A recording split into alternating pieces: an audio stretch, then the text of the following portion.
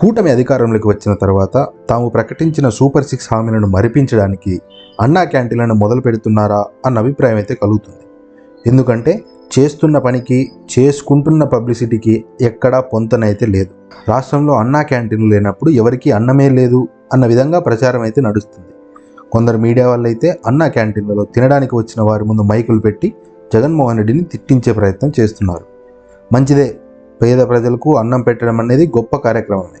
కానీ గత ప్రభుత్వంలో జగన్మోహన్ రెడ్డి సంవత్సరానికి ప్రతి పేద కుటుంబానికి దాదాపు 1,00,000 నుంచి 1,50,000 దాకా డబ్బులు నేరుగా తమ అకౌంట్లోకి వేసేవాడు.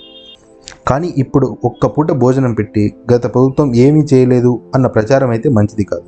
అంతేకాకుండా అన్నా క్యాంటీన్లలో భోజనాలు అన్లిమిటెడ్ అని కొందరు భావిస్తున్నారు.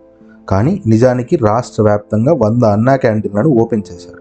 అందులో 3 పూటలకు కలిపి రాష్ట్ర వ్యాప్తంగా దాదాపుగా 1,00,000 ప్లేట్ల భోజనాలను అందిస్తారు అంటూ ఈరోజు ఈనాడు పత్రికలోనే రాశారు. సో ఒక్కో క్యాంటీన్లో పూటకి 300 నుంచి 400 భోజనాలు ఉంటాయి.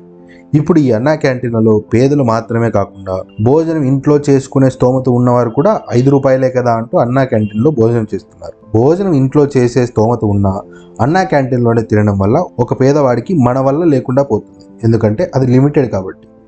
సో స్తోమత ఉన్న వాళ్ళు అన్నా క్యాంటీన్లను పేదవారికి మాత్రమే అన్నట్టుగా చూస్తే ఇంకా బాగుంటుంది.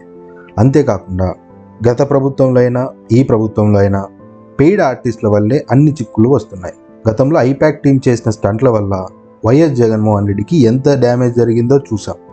మరి ఇప్పుడు చంద్రబాబు నాయుడు గారు కూడా అదే తోవలోనే వెళ్తున్నారా అనిపిస్తుంది. ఎందుకంటే ఈ అన్నా క్యాంటీన్లను ప్రారంభించే సమయంలో ఒక టీడీపీ కార్యకర్త వచ్చి, మా కుటుంబానికి గత 5 ఏళ్ళుగా ఒక్క పూట భోజనానికే కష్టంగా ఉండేది సార్, మీ అన్నా క్యాంటీన్లు లేక పస్తులు ఉన్నాం సార్ అంటూ మాట్లాడారు. కానీ ఇప్పుడు ఆ వ్యక్తి గతంలో పెద్ద పెద్ద రెస్టారెంట్లకు తిరిగిన వీడియోలు, అతను పార్టీలు చేసుకున్న వీడియోలు సోషల్ మీడియాలో వైరల్గా మారాయి.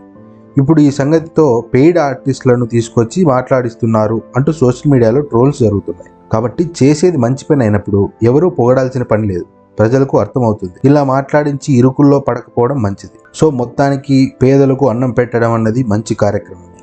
కానీ ఇంకా మేమే చేశాం, గతంలో ఎవరూ చేయలేదు అనుకోవడం మాత్రం మూర్ఖత్వమే అవుతుంది.